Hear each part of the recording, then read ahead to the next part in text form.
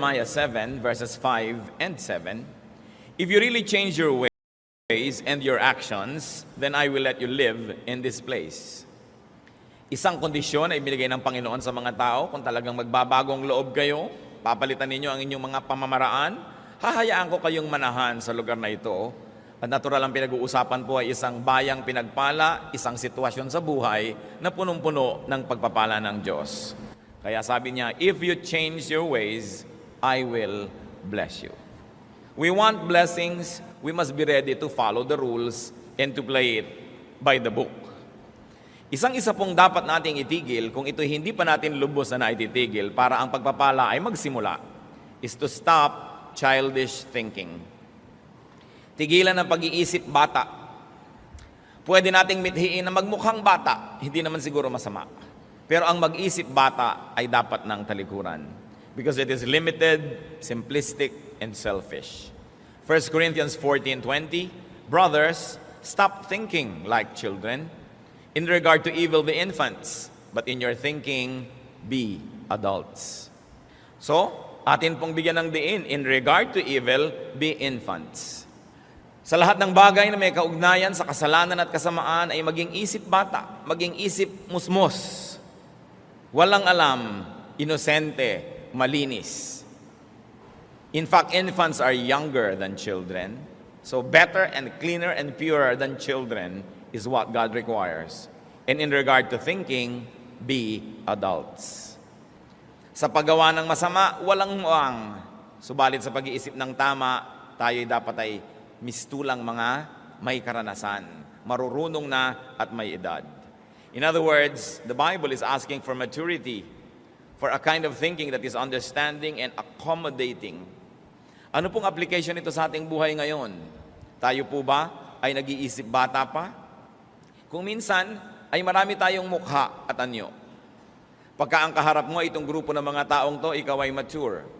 Subalit may mga tao na pag sila ang kaharap tayo, nagbabata-bata ang pilit.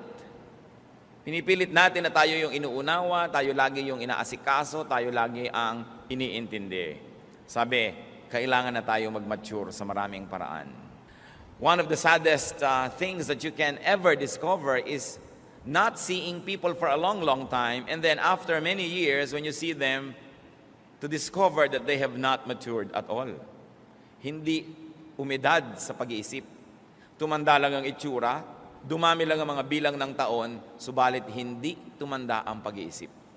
Sabi nga nila, hindi baling tumanda basta may pinagkatandaan. At nakakalungkot po, may mga tao na kahit ilang dekada na ang lumampas sa kanilang buhay, ganun pa rin mag-isip. Ganun pa rin kakitid ang isip. Ganun pa rin karami ang mga hinihingi na bata lang dapat ang humihingi. Laging siya ang inuunawa. Paano po ba mag-isip ang bata? Siya lagi, pagka nagugutom, iiyak. Kailangan itigil mo lahat ang iyong ginagawa para siya pakanin.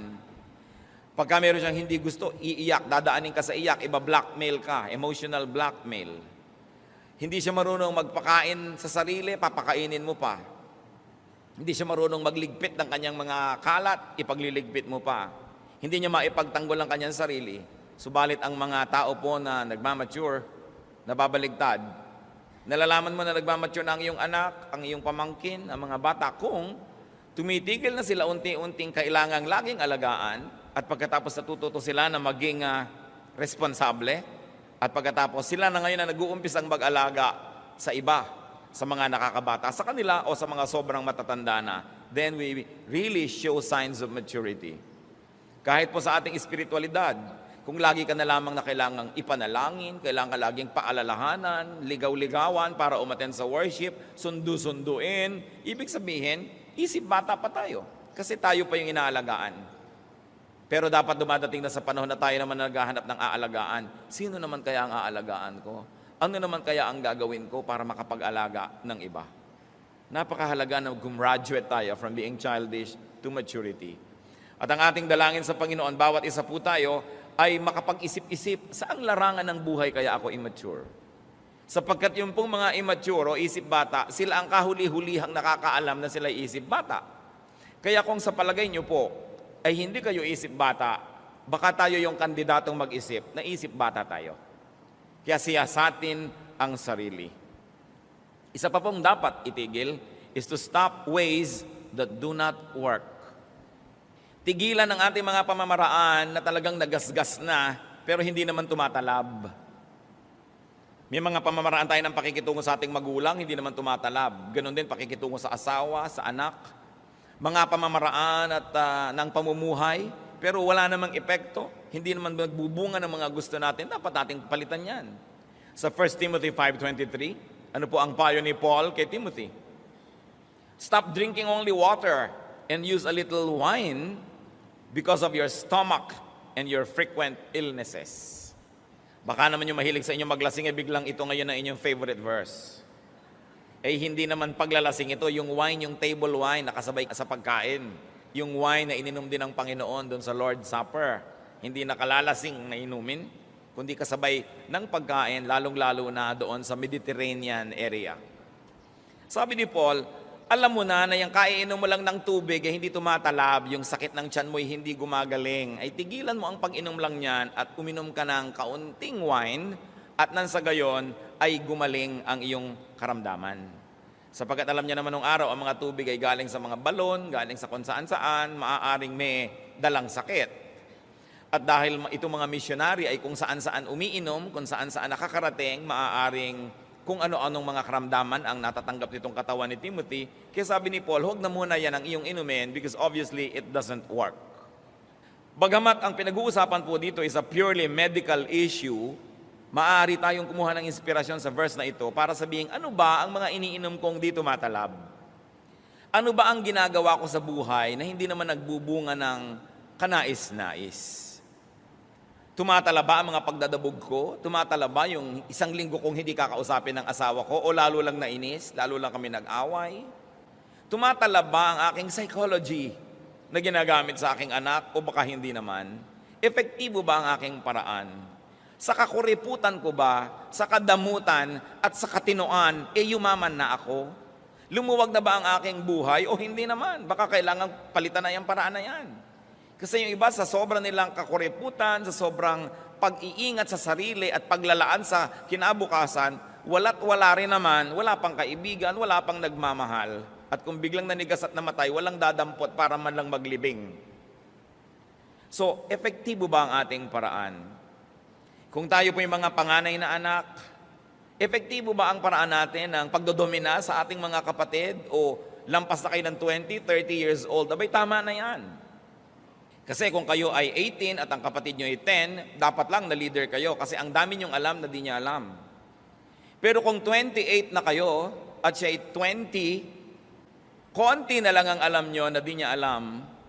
At kung 38 na kayo at siya ay 30, pareho na lang kayo ng alam. Sa katunayan, kung 58 na kayo at siya ay 50, baka marami na kayong nalimot at mas marami na siyang alam. Nagtataka ko kuminsan pati sa magkakapatid, 80, 70, 60 years old na, hindi pa magtrato ng pantay-pantay. Sobra pa rin nang dodomina yung mga matatanda na akala mo higit lalo siyang maraming alam kaysa doon sa iba. Alam niyo po, dumadating tayo sa edad na nag-aabot-abot na yung mga alam na yan. Kaya, tama ba yun? Tama ba ang pamamaraan natin? Kuminsan, yung pressure na ibinibigay ng magulang sa mga anak, tama ba? Does it work? Yung mga kahigpitan natin, tumatalab ba? O yung sobrang luwag natin, maganda bang nagiging bunga? Dapat po tayong laging magsuri kung ang ating mga pamamaraan ay mabisa.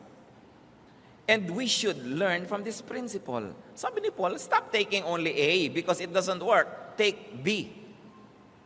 What else should we stop? Stop when you have to give way. Kung kailangan magparaya, kailangan magbigay daan, kailangang magbigay ng espasyo para sa iba, maaari natin yang gawin. Stop talking to give way to inspired speakers. Stop being a hindrance to blessing. Stop hugging the limelight if an anointed person must be given attention. Kung minsan po, laging gusto natin tayo ang nangingibabaw, tayo ang nangunguna, tayo ang merong last say, tayo ang lagi na lamang merong final authority, mag-isip-isip tayo. Sapagkat yung karunungan, yung kahusayan, yung inspirasyon, ay naglilipat-lipat yan kung minsan ng puso sa paglakad ng panahon. Walang isang tao na siya lang may franchise to wisdom. Kahit pa nga siya ang pinakamatanda, kahit pa nga siya ang pinakamarunong dati, o o kahit pa nga siya ang pinakamaraming pera. Dapat marunong po tayo magbigay. Kahit nga sa ministry, sabi sa 1 Corinthians 14:29 to 33, 2 or 3 prophets should speak, and the other should weigh carefully what is said. And if a revelation comes to someone who is sitting down, the first speaker should stop. For you can all prophesy in turn, so that everyone may be instructed and encouraged. The spirits of prophets are subject to the control of prophets. For God is not a God of disorder, but of peace. Ito pong kontekstong pinag-uusapan, sapagkat marami noon ang mga propeta at maraming nagsasalita, kung minsan na hindi na magkamayaw sa pagsasalita, kani-kanya nasabay-sabay, wala nang nakikinig at wala nang pinakikinggan. Kaya ang sabi ni Paul, kung merong isa na nakaupo at hindi siya ang nagsasalita, subalit may dumating sa kanyang inspirasyon, hayaan siyang tumindig at magsalita, at yung nagsasalita ay tumigil muna at umupo at makinig. Ang dapat lahat ay magkaroon ng pagkakataon na marinig at makinig, at nang sa gayon ang lahat ay mapagpala. Hindi natin kailangang laging dinodomina ang mga usapan. Kadalasan sa mga pamilya, sa mga magkakaibigan, meron ang parang isang dominant figure. Dapat ba nating katandaan na at kamatayan na yung ganon? Lagi na lang siya ang masusunod, lagi na lang siya ang bida. Dapat din tayo mag-isip-isip. At kung tayo po ay merong ganitong uri ng otoridad sa ating mga pamilya, sa ating mga nasasakop, ay magbago-bago na rin tayo ng sistema. Makinig naman tayo sa iba. Magtanong-tanong naman tayo, gusto nyo ba ito ang gagawin natin? Kakain tayo sa isang restaurant, ano bang gusto nyong kainin? Hindi ako na lang lagi yung order, komo akong magbabayad. Tinuturuan po tayo na magbigay daan sa kapwa. Sapagkat ang bawat tao binibigyan ng Panginoon ng kakayahan, ng karunungan. At kung susupilin natin sila ng susupilin, lagi na lang isa ang susundin ng lahat, at hindi siya magbibigay daan, maraming buhay ang masasayang. Nabuhay, namatay, hindi man lang narinig ang tinig, hindi man lang nakapag-ambag ng karunungan, o kaya hindi man lang napagbigyan. And that is very unkind to do, not to give way to people. Kaya kung sino man po ang may positions of authority, positions of prominence, we've got to think about these things. Magbibigay-bigay naman ako. Hindi laging ako na lang. At pag nangyayari po ang maituturing sa biglang tingin na maliliit na bagay na ito, doon lamang natin makikita ang Espiritu ng Diyos na kumikilo sa ating buhay. Na yung pala, ang tunay na kadakilaan ay yung pagpaparaya. Na ang tunay na tayog ng isang pagkatao ay yung pagbibigay daan sa iba. Hindi laging tayo ng tayo. Kahit kung minsan sa magnobyo, kung nakagawian na laging si babae ang nasusunod, tau-tauhan na lang yung lalaki. O kaya yung lalaki ang nasusunod, anino na lang yung babae. Hindi ganyan ang pakikisalamuha at pakikitungo. Kailangan tayong maging makipagkapwa. Kaya napakaganda po ng salitang Tagalog dyan yung makipagkapwa, kapwa, tao. Ano ba yung tao? Yun ang kahulugan ng lahat ng nilikha ng Diyos na mabubuti at maganda sa atin. Hindi tayo hayop, tayo'y tao. At kung ikay nakikipagkapwa-tao, yung respetong gusto mong tanggapin ay ibinibigay mo rin sa iba. Kung gusto mong tumatahimik sila pag ikay nagsasalita, ay tumatahimik ka rin pag nagsasalita sila. Kahit mas bata sila, kahit mas mahirap sila, kahit mas mababa ang ranggo, dahil sila ay kapwa-tao. Pareho lang tayong may kaluluwa, may damdamin, may espiritu, parehong nilikha ng Diyos, parehong nalulungkot at natutuwa, parehong may mga pangarap at mga hangarin. At kung pagbibigyan po natin ng mga ganyan, lalo tayo halimbawang may mga kapangyarihan, mga amo, ikaw na lang may karapatang magkaroon ng sakit ng ulo. Ikaw na lang may karapatang magkaroon ng mood. Ikaw na lang may karapatan na magpahinga. Kaya nga po yung mga sensitive na mga amo o mga employers, sinasabihan din niya, maski household help o bining, pag may isang umaga no gumising kang napakasama ng pakiramdam mo o hilo ka o masakit ang ulo mo, sabihin mo. At pagtatrabahuhin pa rin kita. Ganon kaya yon? Di sabihin mo para makagawa kami ng paraan. Kung kailangan mong humiga, maghapon. Paminsan-minsang nangyayari, kailangan binibigyan natin ng pagkakataong maging kapwa-tao, yung tao. Kasi lalo sa atin po, napakahirap sa ating mga household staff. Hindi na sila makadaing Maliban na lang siyempre nangingisay at naninigas na talagang emergency case na, yun, malalaman na ng employer. Pero kung basta medyo may konting nararamdaman, medyo nahihilo-hilo, malay pa ba natin, natatanong ba natin? Magbibigay daan tayo. Hindi laging tayo lang. Kung sa sanlibutan ay nangyayari ang ganyan, hindi marapat mangyari sa mga anak ng Diyos. Because we are a royal priesthood, a holy nation, a people who belong to God. Na dapat nakikita hanggang sa mumunti nating pakikitungo sa ating kapwa, yung tayog ng salita ng Diyos. Meron pa pong isang dapat tigilan, stop judging others. Tumigil tayo ng paghuhukom at paghuhusga sa kapwa, lalong-lalo at kakaiba ng ating paniniwala ang paniniwala nila, kakaiba ng ating mga pananaw at paninindigan ang sa kanila, dapat tigilan natin ang pagsabing mali sila at tayo lang ang tama. Dapat nating tigilan ang pagsabi sa mga taong sila ay naliligaw dahil lamang hindi tama, hindi landas natin ang kanilang sinusunod. Romans 14 verses 1 to 13, ito po tungkol sa paghuhusga ng mga Kristiyano sa kapwa Kristiyano sa mga issues ng buhay. Accept him whose faith is weak without passing judgment on disputable matters. One man's faith allows him to eat everything, but another man whose faith is weak eats only vegetables. The man who eats everything must not look down on him who does not, and the man who does not eat everything must not condemn the man who does, for God has accepted him. Who are you to judge someone else's servant? To his own master he stands or falls, and he will stand, for the Lord is able to make him stand. Ano pong unang binabanggit dito? Kasi meron mga tao na Hudyo ang kanilang pagiging background. Pagkatapos meron naman ng mga Gentiles na naging Kristiyano. Alam niyo po yung mga Hudyo, maraming di kinakain. Ngayon, yung mga Gentiles, lahat ng gumagapang, lumilipad, tumatakbo, lumalangoy, kinakain. So, i-judge naman ng mga Gentiles yung mga Hudyo. Ang arte-arte nyo naman. Yan, ang dami-dami yung hindi makain. Samantalang pinalaya na tayo ng Panginoon, nakainin ng lahat. Yan namang mga Jews, i-judge nila yung mga Gentiles. Makasalanan kayo, kumakain kayo ng palaka, kumakain kayo ng mga hito, kumakain kayo ng mga burong talangka, etc., etc., at sila ay nagsisiraan. At sabi ni Paul, huwag kayong ganyan. Kung ang gusto mo lang kainin ay gulay, gusto mo vegetarian ka, di vegetarian ka, pero humuhusgahan yung kumakain ng mga lumilipad na insekto.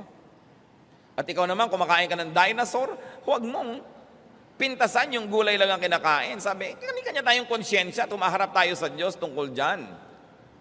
One man considers one day more sacred than another. Another man considers every day alike. Each one should be fully convinced in his own mind. So meron namang sobrang legalista kung kailan ang Sabat. Meron namang nagsasabi na, basta ang sabi ng Panginoon, 6 days of work must be broken by a 7th day of rest. Sa factory ako nagtatrabaho Tuesday ang off ko. Bakit ko ipipilit na maging Sabado yon? Matatagalan ako ng trabaho. Sabi naman nung nagpipilit na Sabado, di matagalan ka ng trabaho, magutom ka, pero sundin mo dapat ang Sabat, Sabado. Mag-aaway-aaway ngayon sila. Sabi ni Paul, may taong ang tingin niya sa isang araw na yun ang banal. Mayroon namang isa, ito ang banal. Di huwag kayong mag-away. Hayaan mo siya. Kasi lahat naman ng araw sa Diyos ay pareho. Siya naman ang lumikha ng lahat ng araw. At ang itinuturo po ng Biblia, on the 7th day you will rest. 6 days you shall labor, and on the 7th you rest. Mahalaga ba kung saan tumama yung 7? O ang mas mahalagay, pinagpapahinga ka ng Diyos na walang 7 araw na tuloy-tuloy na pagtatrabaho. Magpapahinga ka. Kaya po, ito'y pinag-aawayan ng maraming tao maging hanggang ngayon. Nalilimot nila itong sinasabi ni Paul dito na, huwag kayong manghusga. Kung sa kanya yan ang banal, di yun ang banal. He who regards one day as special does so to the Lord. He who eats meat eats to the Lord, for he gives thanks to God. And he who abstains does so to the Lord and gives thanks to God. For none of us lives to himself alone, and none of us dies to himself alone. If we live to the Lord. And if we die to the Lord. So whether we live or die, we belong to the Lord. For this very reason, Christ died and returned to life, so that he might be the Lord of both the dead and the living. Then you, why do you judge your brother? Or why do you look down on your brother? For we will all stand before God's judgment seat.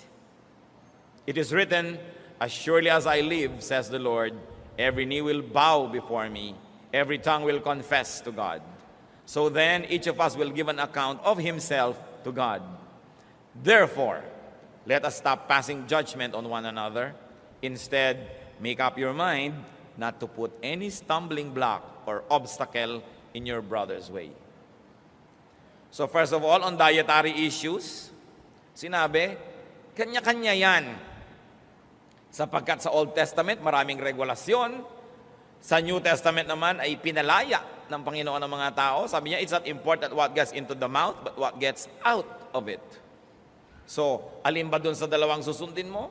Nasa iyong pananalig kasi hindi yon may kinalaman sa iyong kaligtasan. Meron naman on special day issues, meron mga Kristiyano, aawayin yung mga gustong magsabit ng parol pag Pasko. O ba't ka naglalagay ng Christmas tree, pagan yan, evil yan? Wala akong kinalaman sa paganism nung araw, naglalagay lang ako ngayon, pampasaya. Parang nagdagdag lang ako ng ribbon sa aking damit o buhok, huwag mo sabihing evil to. Sapagkat yung mga bagay na yon ay pang-ibabaw, hindi naman nang pumapasok sa loob ng puso. On feasting or fasting. Sabi, kung ikaw ay kain ng kain, nagpapasalamat ka naman sa Diyos at kinikilala mo sa Kanya galing yon, di tinatanggap ka ng Panginoon. Gusto mo namang mag-ayuno at nagpapasalamat ka rin sa Diyos sa pag-ayuno mo, di tinatanggap ka rin ng Panginoon kung ano ang konsyensya mo na hindi lumalabag sa salita ng Diyos. Kasi pareho naman yan na may makukuha kang verse na nagsusupport Ibig sabihin, malawak yung pwedeng pagkilusan ng Kristiyano at pagkunan ng kanyang pagbabasihan ng kanyang ginagawa. Hindi katulad ng marami, naglalakad lang o na doon sa gitna ng kalsada na may puting linya, samantalang ang lapad-lapad ng kalsada. Merong mga Kristiyano, ganun Ang lapad-lapad ng mundo, ang dami-daming pwedeng gawin, napakalimitado ng ginagawa sa sobrang pagiging bookish. While it is not wrong to walk in the center of the road, especially if it's a pedestrian road, but you can move to the left and to the right with God-given freedom. And those who would like to walk on the left side or the right side should not be judged by those who walk only in the center. Hindi tayo dapat na naghuhusga sa ating kapwa. Ang Panginoon hindi pa nanghuhusga. Hanggang ngayon, ang Panginoon ay tagapagligtas pa rin. Kailan pa siya magja-judge? Pagbalik pa niya. O kaya, pag tayo ay namatay, kung alin man doon ang mauna, pero habang buhay pa tayo, hindi pa tayo hinuhukuman. So bakit ngayon tayo maghuhukom at maghuhusga sa ating kapwa?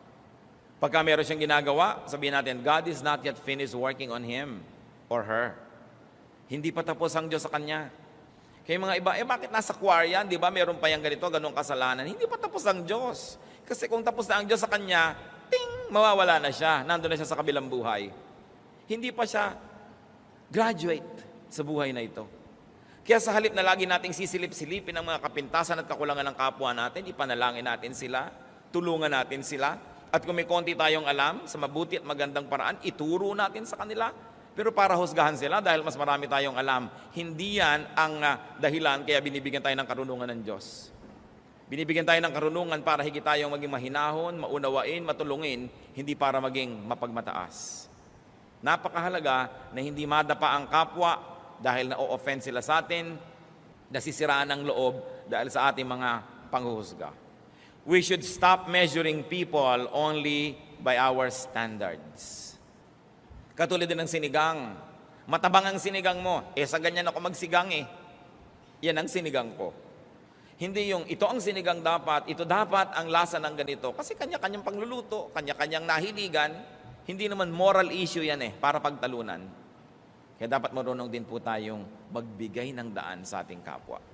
Ba't natin pinag-uusapan ng ganito mga bagay? Sapagkat itong mga bagay na ito ang napapabayaan ng maraming Kristiyano.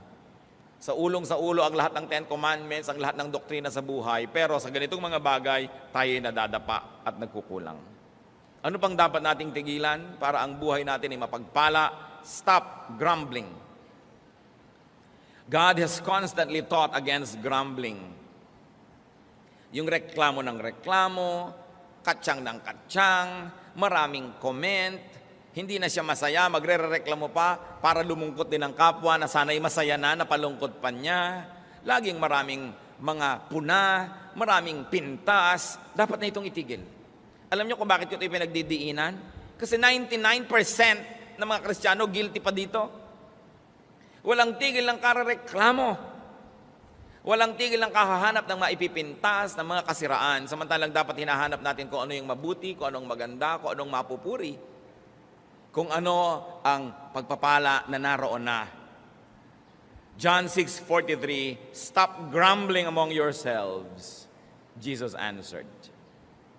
At isa ito sa mga paulit-ulit na turo sa Biblia, Old or New Testament alike. Stop grumbling. Wives, what are you grumbling against your husband? Ano ang mga reklamo niyo at mga katsang-katsang tungkol sa inyong asawa na para bang pwede pa kayo magpalit? Habang nagre-reklamo ka ng nagre-reklamo, yung reklamo mo lalong lumalaki, lalong lumalalim, lalong tumitibay, kaya lalong nagkakaroon ka ng dahilan para magreklamo.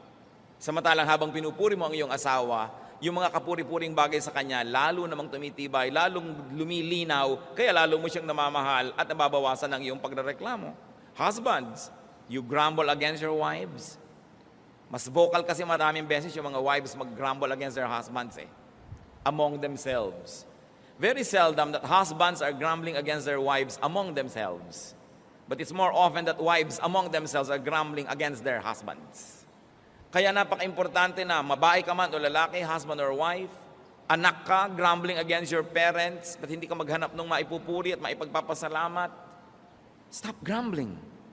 Kung minsan nakakalungkot, ang marami pang grumbling na nangyayari, mga reklamo, among workers in the church, among Christian people, grumbling against the choir director, grumbling against everybody, samantalang nasa church na nga. Mga kapatid, I can never be so repetitious enough. Kasi nakikita ko nangyayari ito sa buong paligid. Ang mga tao, napakagaling magreklamo.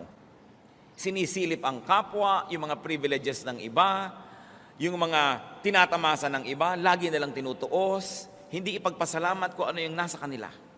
Magkakapatid na reklamuhan ng reklamuhan laban sa isa't isa. Nag-aagawan ng mga mana, sira-sira lang naman piano at isang dangkal na lupa. Magkakagagalit, grumbling against each other. Mga magbiyanan, yung mga manugang na walang ginawa kundi pag-usapan yung kanilang biyanang babae at chismisin at reklamuhan ng reklamuhan ang mga kanyalang mga kapwa. Alam nyo, meron akong 2 kilalang babae na talaga namang huwaran, pwede natin ipagpagawa ng monumento kung paano umibig sa kanilang biyanan. At hindi si Ruth yun, matagal na siyang yumao. Mga babaeng nandito ngayon sa ating kapaligiran, na talaga namang pag silang nakakausap mo, parang dapat lahat ng tao magkabiyanan. Pero natitiyak ko na ang mga biyanan nun may kakulangan din. Pero dahil nagpasya sila na mahalin ang kanilang mga biyanan. Alam nyo yan ay pagpapasya. If you decide, every little aspect of your life will follow the grand design and the big decision. But if you have decided on the other side, then every little act and thought that comes into your life will follow that direction of grumbling. Yun pong mga hindi na natin mapapalitan na karakter ng buhay natin, magpasya na tayong mahalin sila. Sapagkat pag pinagpasyahan natin yan, madali nang sumunod ang maliliit na detalye ng ating buhay. Kung meron naman po tayong mga valid complaints, talagang dapat, anong dapat gawin? Di pag-usapan. At kung talagang humahanap po tayo ng solusyon sa ating mga reklamo, hindi natin sinasabi ang reklamo natin kung kani-kanino. Pumupunta tayo doon sa tao na itinuturing nating pinagmumulan ng suliranin at tayo ay sa mahinahon na paraan humahanap ng solusyon. Kasama sila. So you don't talk about people, but you talk with these people. Then something positive will happen.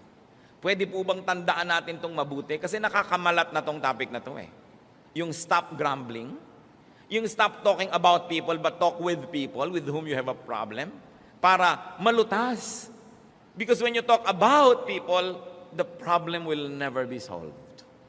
And because walls have ears and potatoes have eyes, even corn has ears. Anong mangyayari? Makakarating sa pinag-uusapan nyo yung balita. Magsasalita din siya, makakarating sa inyo, lumala na ng lumala, samantalang hindi naman kayo nag-uusap. Ito isa na nating palitan na paraan. Napakalaki ng bigat na mawawala sa pasanin ng tao Kung matututo na lang tayo na kausapin yung taong sa palagay natin ay may kinalaman sa suliranin, pero huwag siyang pag-usap-usapan. There's always a proper forum for everything. At dapat may kaayusan. 1 Corinthians 14:40, but everything should be done in a fitting and orderly way. May isa pa pong dapat tayong tigilan. Stop doubting. Faith is everything. John 20:27. Then he said to Thomas, this is the Lord saying to Thomas, put your finger here, see my hands, reach out your hand and put it into my side. Stop doubting and believe. Mga kapatid, mag-isip tayo. Anong pangako ng Diyos ang pinagdududahan nyo? Anong salita ng Diyos na napakalinaw sa Biblia ang pinagdududahan nyo? Sabi ni Lord, stop doubting. Believe. Ang nangyayari sa ating buhay ay inuukit at binibigyan ng anyo at kulay ng ating pananampalataya. Ang maaari lang maganap ay yung lang pinaniniwalaan natin. Faith can extend or limit us. Kaya napakahalaga, panindigan ang mga pangako ng Diyos. Hindi ibinigay, hindi isinulat ang mga pangako ng Diyos para pagdudahan. Ibinigay yan para panindigan, panghawakan, sandalan, tindigan, para tayo magkaroon ng kapayapaan, katahimikan, kaayusan sa ating buhay. Ang lahat ng patuloy pa ring nerbyoso ay kulang ng pagtitiwala sa salita ng Diyos. Ang mga lagi pa rin na sinasakmal ng takot ay kulang ng pagtitiwala sa mga pangako ng Diyos. Ang mga takot na takot maghirap at baka walang makain, salat na salat sa pananalig sa sinabi ng Panginoong Jesus. Sabi niya, look at the birds of the air. They don't even plant, they don't harvest, but your heavenly Father feeds them. At kung ang mga ibon ay pinapakain, ang mga bulaklak ay dinadamitan, kayo pa kaya ang hindi alagaan ng Panginoon? Mga mabababaw na mga pananalig, sinabi ng Panginoon. Ano po ang inyong mga takot? Gusto kong pag-usapan natin yan eh. Ano mga takot natin? Sa palagay nyo ba, hindi mas malaki ang Diyos dyan sa takot na yan? Pero habang may mga takot tayo, nabubuhay tayo sa nerbiyos, sa pangamba, sa panghihina, ibig sabihin, mahina ang pananalig. Nagdududa sa salita ng Diyos na ito'y totoo, ito'y mapanghahawakan at magaganap nga. 2 Peter 3:9, the Lord is not slow in keeping His promise. Suyurin ang Biblia, halukayin, hanapin lahat ang pangako ng Diyos, panghawakan, memoryahin. Dapat pa bang i-memorize yan? Yes. Because when you memorize and commit to memory the promises of God, you will be able to pull out the right promise at the right moment and you will be strengthened. Ang ating pagkain ay ang salita ng Diyos. Hindi ba sabi ni Satanas kay Lord, kung talagang Diyos ka, gawin mo mga pagkain niya mga bato. Sabi niya, man does not live by bread alone, but by every word that comes from the mouth of God. Anong isa sa mga kahulugan niyan? Ang pagkain natin ay ang salita ng Diyos. Nangihina ka, physically, kakain ka ng pagkain, iinom ka ng mga vitamins, iinom ka ng mga herbs, at kung ano-ano pa, para ka lumakas. Spiritually, nangihina ka, ang pagkain mo ay salita ng Diyos. Ano? Ang kanyang mga pangako. Ay, maaalala ko yung pangako na yun ng Diyos. Kakainin ko ngayon yung pangako na yun. Malakas na ako kasi kumain ako ng tama kong kainin. Kaya yung panghihina, isa lang po yan na sintomas na tayo'y mahina sa pananampalataya. Ang mga anak ng Diyos ay victorious because God is victorious. Malalakas ang loob dahil kakampi natin ng Diyos. Masisigasig, hindi lalampalampa, hindi hihina-hina. It is the devil who comes to steal, to kill, and to destroy. But Jesus says, I have come that you may have life and have it to the full. A full life. Don't just exist. Get a life, a full life. At kailangang panghawakan natin literally ang mga pangako ng Diyos. Pag sinabing ganon, gawin. Pag sinabing tigil, tigil. Pag sinabing go, go. Pag sinabing this is my promise, claim it. Nothing happens to people who do not believe. Kahit sa mga imbensyon, nakakaimbento yung mga tao na naniniwala sa kanilang magagawa. Kahit yung mga unang mga taong tumawid sa dagat Pasipiko, nung kauna-unahang mga panahon, naniwala silang magagawa nila yon. Yung umakyat niya sa mga Mount Everest, naniwala silang magagawa nila. Pero yung mga, naku, hindi pwede yan, mahirap yan, talagang walang nararating. Kahit yung mahihirap na tao na napaasenso ang sarili sa tulong ng Diyos, dahil naniwala silang magagawa nila. Habang lahat ng kanilang mga kaibigan ay nag-give up na, at nag-adik-adik na lamang, may mga nagpilit pa rin mag-aral, pinilit magsikap, ngayon umasenso sa buhay dahil naniwala sila. Yung paniniwala natin ang bubuo o sisira sa ating buhay. Kaya kailangang paniwalaan. Pati po ang ating mga anak, kung naniniwala tayong sila'y mahusay, naniniwala tayong marami silang magagawa, nagiging mahusay at maraming ang nagagawa. Pero pag naririnig kayong, yung anak ko na yan, bubing yan eh. Walang pag-asa. Ganyan lang, nagiging ganun ang performance nila. Kasi sila man na nawawala ng pananalig sa sarili. Kasi sinira na natin ang loob. At kung may isa pa tayong dapat pag-usapan ngayon, na dapat tigilan, stop sinning. Remember the law of impenetrability. Only one thing occupies one place at one time. So anybody who sins has no space for holiness. And if there's no space for holiness, there's no space for God. If there's no space for God, there's no space for blessedness, for victory, or for fruitfulness. 2 Corinthians 5:17. If anyone is in Christ, he is a new creation. The old has gone, the new has come. Ilang beses na dapat nating bigkasin, basahin, usal-usalin ang mga salitang ito bago lubos nating maunawaan. Na ang isang taong na kay Kristo ay isang bago ng nilalang. Pero marami nagsasabi, born again ako, bagong nilalang, new creation, pero old habits, old sins, old ways. A new spirit is not compatible with old sinful hearts. There has got to be renewal all the way. Matthew 9:17, neither do men pour new wine into old wineskins. If they do, the skins will burst, the wine will run out, and the wineskins will be ruined. No, they pour new wine into new wineskins, and both are preserved. Napakaganda po ng talinghaga na ginamit. Kung may bagong alak, hindi pwedeng ilagay sa lumang sisidlan na usually mga leather, mga skin ng hayop. Sapagkat sasabog lang yon kung may bago kang ilagay. Sabi, lumang sisidlan, lumang alak, bagong sisidlan. Bagong espiritu, bagong puso. Bagong tao, bagong buhay. Napakasimple ng analogy. There should be new ideas, new ministries, new actions if we have a new heart. 1 Corinthians 15:33-34. Do not be misled. Bad company corrupts good character. Come back to your senses as you ought and stop sinning. New life, new friends. New lifestyle. At kung tayo may nakikitungo sa mga dati nating mga pinakitutunguhan, ay dahil lamang gusto natin silang akayin sa tama, hindi para mulit-muli nila tayong hilahin pababa.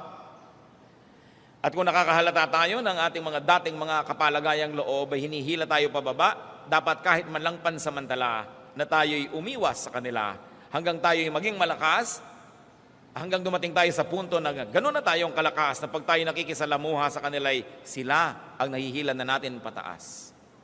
Pero hindi maaari na umasa tayo na magkaroon ng bagong buhay, pero lahat ng mga luma nating mga pakikitungo na may kasamaan, kamalian at kasalanan ay ipagpatuloy pa.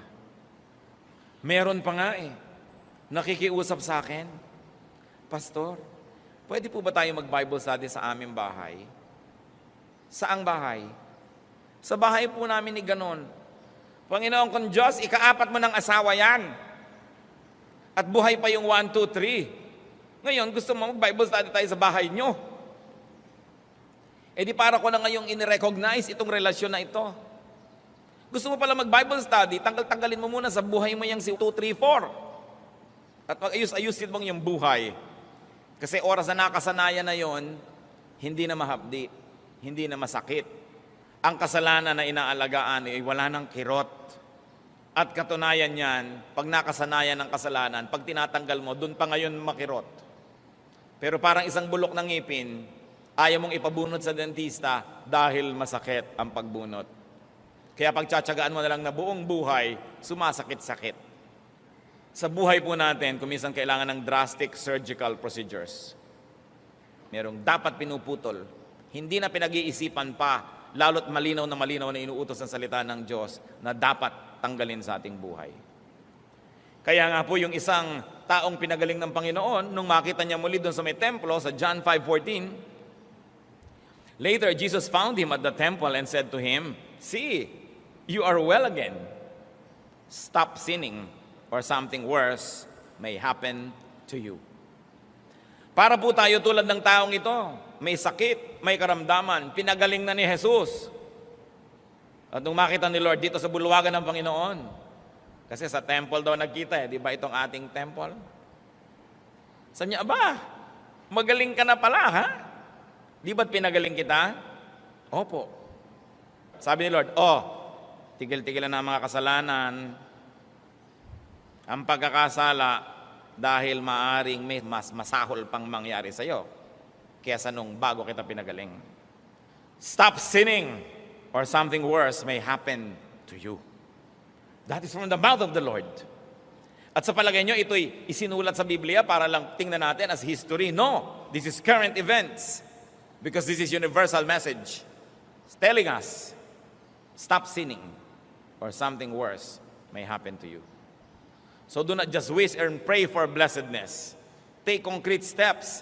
Take sure steps to a blessed new year and a blessed new life. Ano po ang mga 7 stops natin? Stop childish thinking.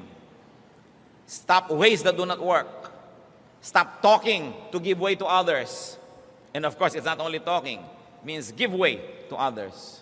Stop judging others. Stop grumbling. Stop doubting. And very importantly, stop sinning. And when we stop these things, we begin to go for glory. Because only one thing occupies one place at one time. Unless you stop doing wrong, you cannot begin doing right. Heavenly Father, thank you for your reminders. Salamat sa kabutihan nyo. Salamat sa mga paalala. Dalangin namin, ito man lang 7 na pinag-usapan, mabigyan namin ng pansin sa buong taon. Huwag mawala sa aming alaala. Maipamuhay namin. At Panginoon, kami po'y pumuposisyon doon sa daanan ng iyong pagpapala. Sa pagsunod namin sa iyong mga salita, isinasahod namin ang aming mga kamay para tumanggap ng iyong mga pagpapala. Nawa ay dinggin mo ito. At nawa ang pagbabago'y makita mo sa amin. At nang sa gayon, batupad ang mga mabubuti mong hangarin sa amin. Mga kapatid, panandalian tayong magbulay-bulay. Kung alin man sa 7 ang dapat bigyan ng madiin na pag-iisip, mag-isip-isip. Humingi ng kapangyarihan sa Diyos na siya'y ating masunod. At nawa magkaroon tayo ng tunay na isang pinagpala, hindi lang na bagong taon, kundi isang buhay na punong-puno